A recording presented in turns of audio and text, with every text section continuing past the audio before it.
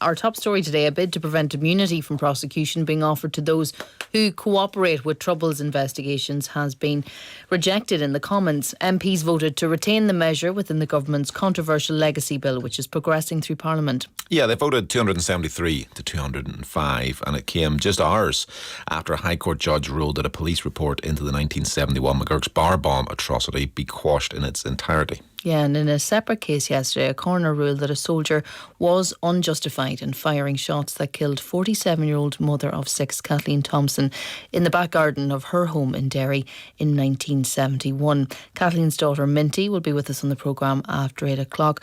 But let's hear now from the family solicitor, Fearghal Shiels, who's been speaking to our reporter, Rory O'Reilly. Well, what happened today was the coroner delivered her findings in relation to the inquest, which opened at Bishop Street Courthouse in Derry back in March 2018. The inquest has sat on various dates since March 2018. It was halted on a number of occasions, primarily down to issues around tracing relevant soldiers who may have had relevant evidence to give. And today represented a clear illustration that the inquest system can achieve the truth and can satisfy families seeking answers as to how their loved ones died. The soldier responsible for shooting Mrs. Thompson, who's known as Soldier D, gave evidence over the course of 4 days, 3 days in March of 2018 and more recently last year. He persistently claimed not to have a clear recollection of the only time in which he has ever fired live rounds in anger and the only time in which he has therefore killed someone. It's only by testing witnesses' accounts given after the event, by using independently objective evidence in the form of ballistics evidence, pathology evidence and witness evidence, can a witness's credibility be assessed. And that, anyone who thinks that what is currently being debated in Parliament and promoted by the Conservative Party, if they think that those mechanisms are capable of delivering truth, then they're very sadly mistaken. In fact, they're living on a different planet. Where does it go from here? Well, what we received today was the coroner delivering her findings. It was only a summary of her findings, which we received orally. We will, in the coming days, be receiving a very full written judgment. And from that, we will then be in a position to consider fully all the issues that flow from the judgment. But it is certainly our contention that given the coroner's clear findings that Soldier D was unjustified in opening fire at Kathleen Thompson, that she is now obliged to refer the matter to the Public Prosecution Service for the Director of Public Prosecutions to consider whether criminal proceedings should follow today's verdict. And just give us sort of the family's reaction to that verdict today. Well, the family it's probably a mixture of emotions. It's a sad day for them, but I think an enormous weight has been lifted from their shoulders. We have been involved with the family for 20 years now.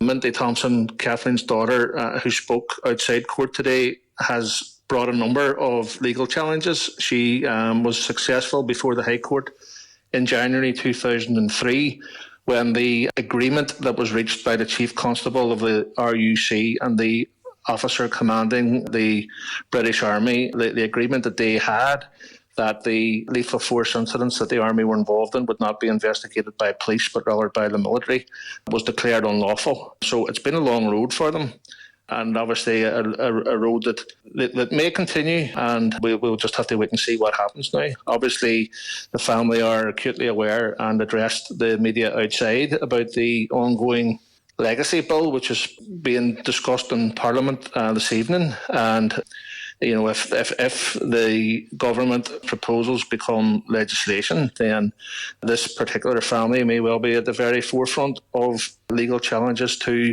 challenge that. As Fearghal Shiels, solicitor who represents the family of Kathleen Thompson, and as I said, we'll be speaking to Kathleen's daughter Minty just after 8 o'clock to just hear how she's feeling today following the outcome of the inquest yesterday. Now, two statements just to run through for you very quickly. In relation to the Kathleen Thompson inquest, a spokesperson for the Ministry of Defence told us, we are aware of the ruling and are reviewing the findings.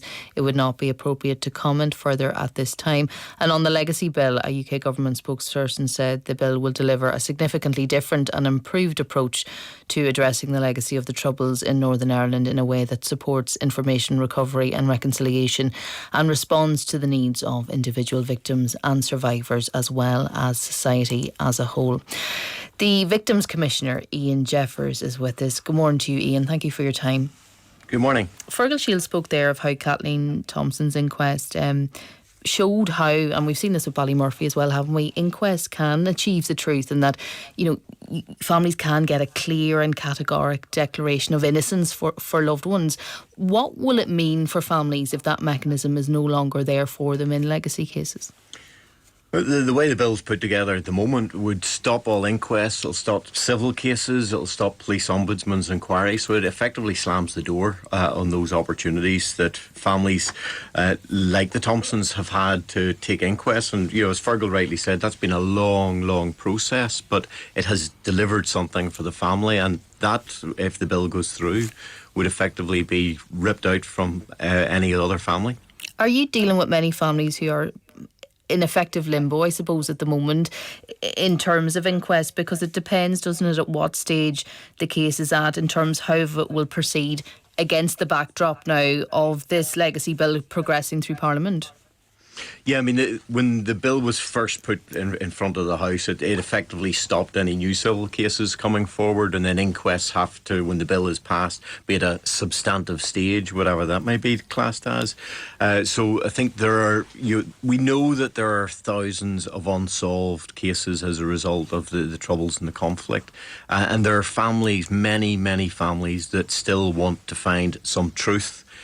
Justice ideally, but they're also realists, and they understand that over time, 30, 40, 50 years, justice in its classic sense may not be delivered, but the truth and acknowledgement for what happened is critical. That's what families are really seeking at the moment. You wouldn't have a rough figure on how many families that might affect then at the moment in terms of inquests?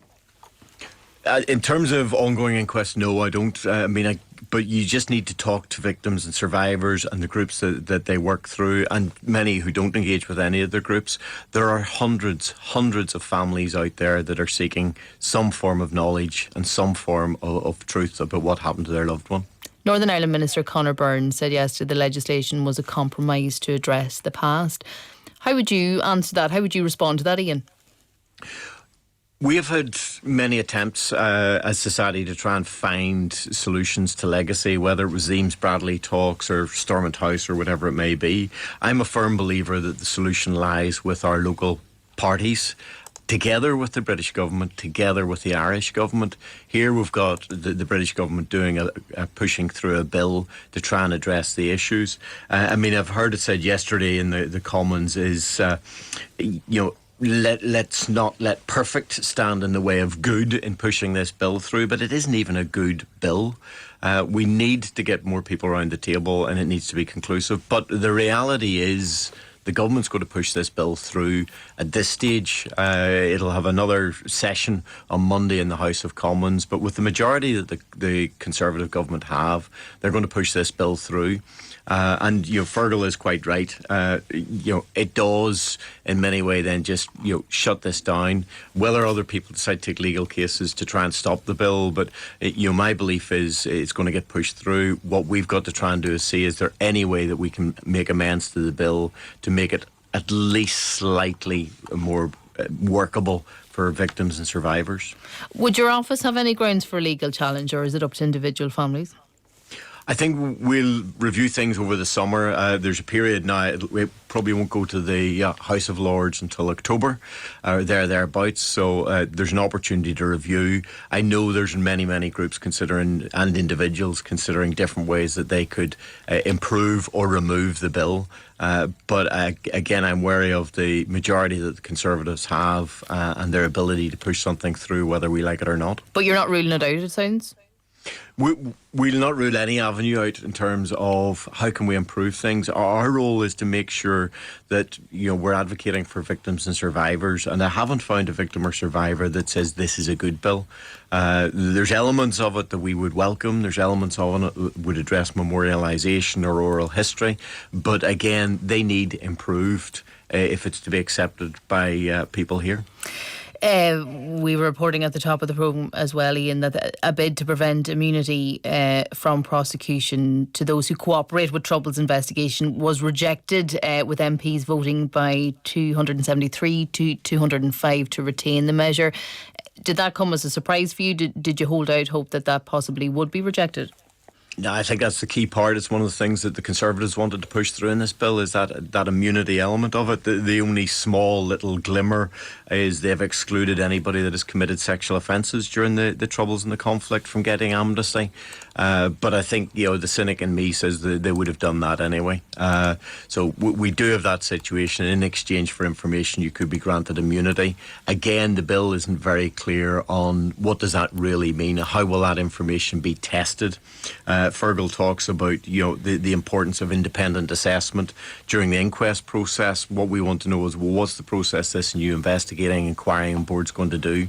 Is it just a light touch? If I tell you a story, you grant me immunity, and that's not satisfactory at all. So we really need to see what the bar is on that and how it's going to be tested. Thank you. Victims Commissioner Ian Jeffers speaking there. Let's bring in Gregory Campbell, DUP MP for East Londonderry, took part in last night's votes. Mr. Campbell, just in terms of what happened yesterday, are people who are opposed to this bill, such as yourself, running out of time and the means with which to oppose it? Well, I don't know if we're running out of time, but I think it was always the case from the outset. Once the government indicated that they had a manifesto commitment to enacting legislation like this, it was and then indicated that they were going to follow that up. Once they did that, it was a case of, well, let's see what it looks like, because we have to try either and vote it down or change and reduce it, emasculate it, if you like, to try and make it slightly less unacceptable. Now, that was, and Ian Jeffers correctly indicated the reference and the amendment about sexual offences, which was passed last night, but that simply deletes a section of it that I do think was probably going to be deleted anyway. So we've got to keep fighting this case. And we mustn't give up. We have to keep continuing on behalf of the many victims out there. How do you keep fighting this? I mean, presumably you've spoken to many victims as well. I mean, do you foresee further legal challenges similar to what Ian Jeffers is saying there? Yes, I think there probably will be. I mean, this will proceed now next week to finish the stages in the Commons, and then it does go over to the Lords in the autumn. But the point I made in my contribution last night was that this is a huge legal sledgehammer to crack a nut, because with the passage of time, year on year, it is going to be more difficult, as the prosecution service are already finding, because cases are collapsing. And part of the reason they're collapsing is because it is very, very difficult 40, 50 plus years after the event to get sufficient evidence against anyone, no matter who they are or what they've done, to get a successful prosecution. So these cases are collapsing. And, I think what the government should have done, unfortunately they're not going to, is look at the context in which prosecutions are occurring, because they aren't occurring against IRA personnel. What seems to be happening is former serving soldiers and possibly serving police officers are being pursued, but terrorists aren't being. What about the government's argument then in terms of this? They say the government's legacy bill will deliver a significantly different and improved approach to addressing the legacy of the Troubles. And Conor Byrne says he's not heralding it. He's not heralding it. It's an attempt, because many will say that we've never really dealt with the legacy of the past here in Northern Ireland, that the local parties here have had their opportunity to try and do it, and we've never got there. Yeah, and it is exceptionally difficult because we're never going to agree, I don't think. The one thing we will agree on is that there will be no agreement on what constituted the past. There simply won't be that. However hard we have tried, there will not be that, just because of the toxic nature of all that went on. The NIO were right when they say that this bill is different. They're not right in saying it's going to be an improvement. It's going to be far from that. It will be a massively retrograde step. It is going to be different, all right, because it will slam shut forever the even slim prospect, and I made this point last night in my contribution, there is a brief and slim prospect to some survivors and victims that they might at some point in the future get justice because of the developments of DNA and other progressive things that occur in society. They hold out the possibility, but they do not realistically believe that will happen in their lifetimes. But the problem with this bill is it shuts that door forever. There's no possibility or prospect of justice through this bill. In 30 seconds, Mr. Campbell, do you foresee this, though, getting on the statute books by the autumn? And is that the point then that the legal challenges will come in? That's a point Alison Morris was making.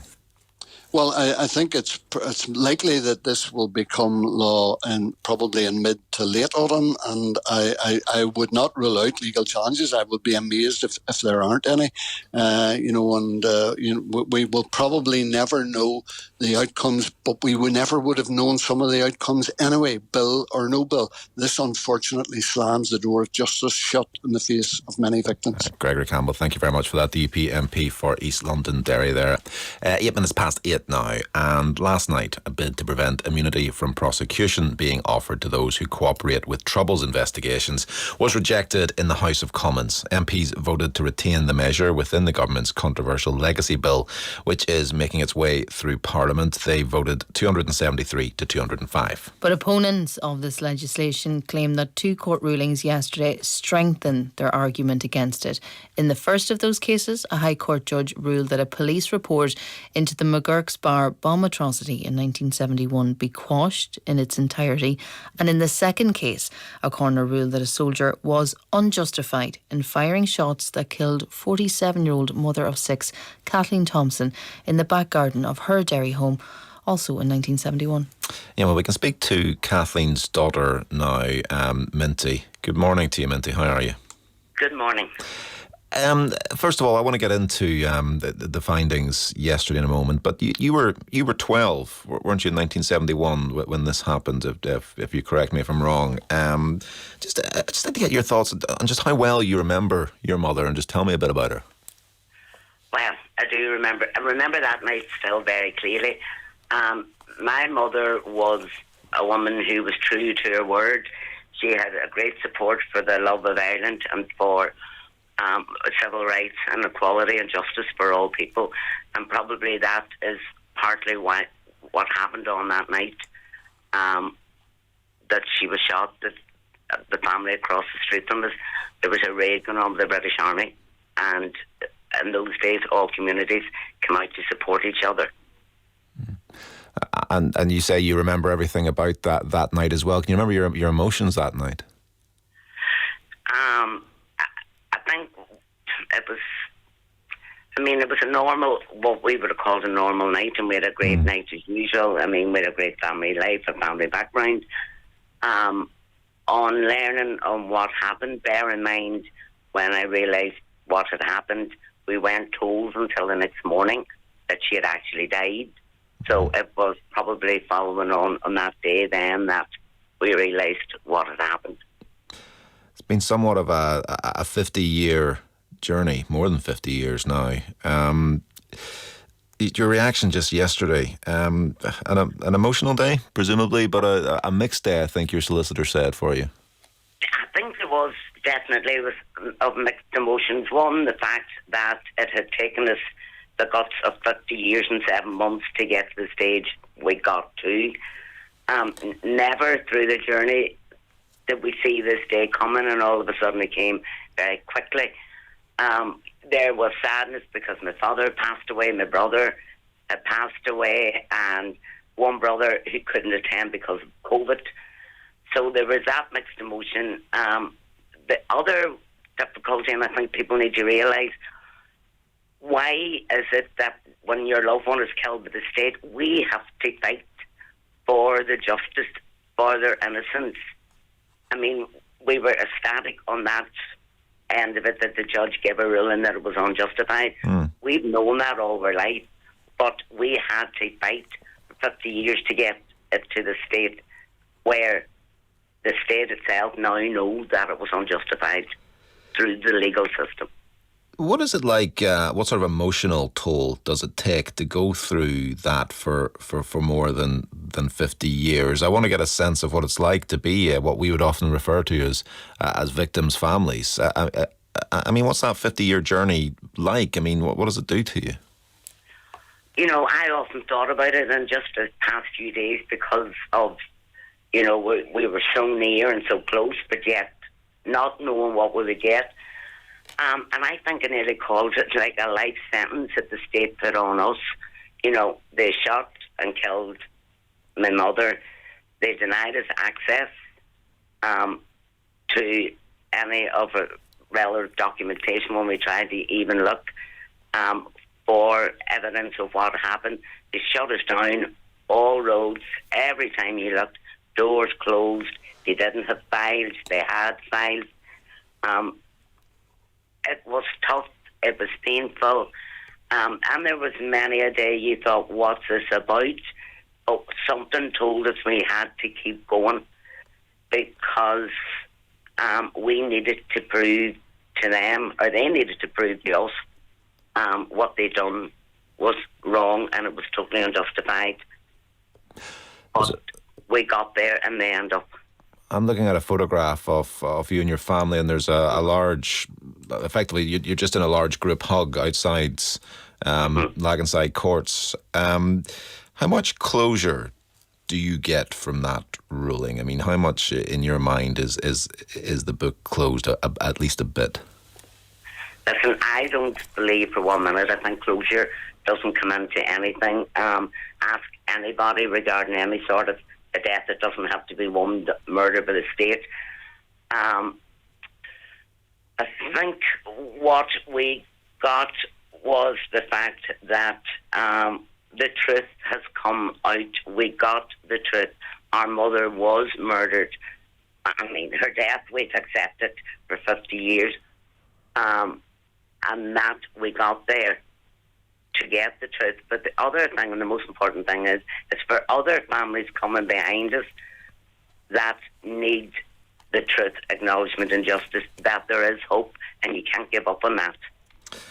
Of course, this came on the same day that the government's current legacy proposals bill was being debated and went through another stage of its progress through the Commons. Now, as it stands, our reading of that bill as it is, if it were to go through, you wouldn't have had a day such as yours. Yes. What goes through your mind when you think of that? I mean, is that add a degree of bittersweetness to it because you're talking about what it means for others? It would be, yesterday, as I say, we talked about mixed emotions, but there was an elation there for us that we felt that we have succeeded, and we gained somewhat, as I say, there is no such a word as closure, but we got to as far as we thought we were going to get.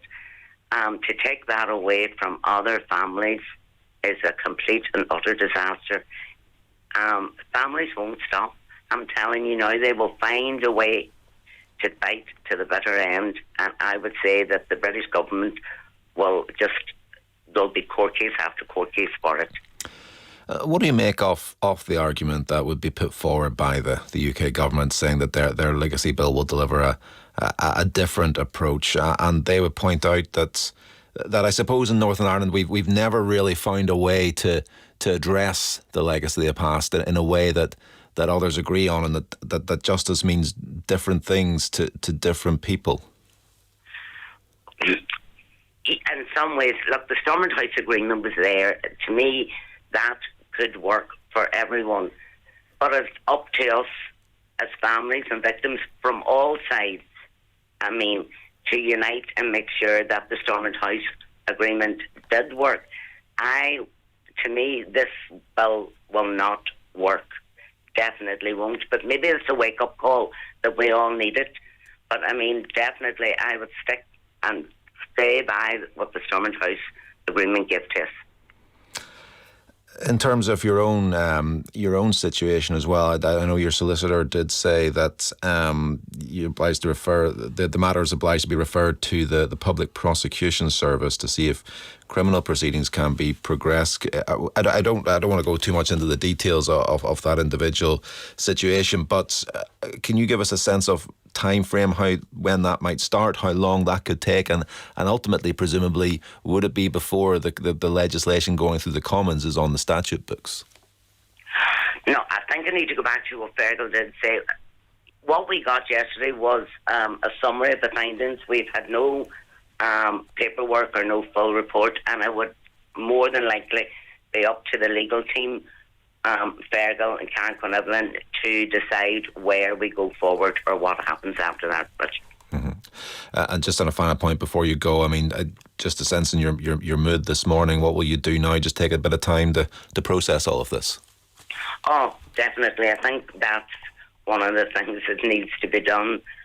As I say, we fought for this for long enough to actually have gotten there, and what the results of the findings we got, I think it's time now we do just sit back and see where we go from here. I know you got your inquest findings. Is that enough for now, or do you want to see the soldier who shot your mother prosecuted? That I definitely think we'll leave that to what the legal team tell us. We'll take where course of action from what they say. I understand. Look, thank you so much for your time this morning. I appreciate you talking to us. That's Kathleen's daughter, Minty, there, just reflecting on that publication, that ruling yesterday on Kathleen Thompson's shooting. Just to go through a couple of statements for you here. We do have one from the Ministry of Defence. It says, we're aware of the ruling and are reviewing the findings. It would not be appropriate to comment further this time. And to reflect further what the government was saying, their spokesperson said the government's legacy bill will deliver a significantly different and improved approach to addressing the legacy of the Troubles in Northern Ireland in a way that supports information recovery and reconciliation and responds to the needs of individual victims and survivors as well as society as a whole.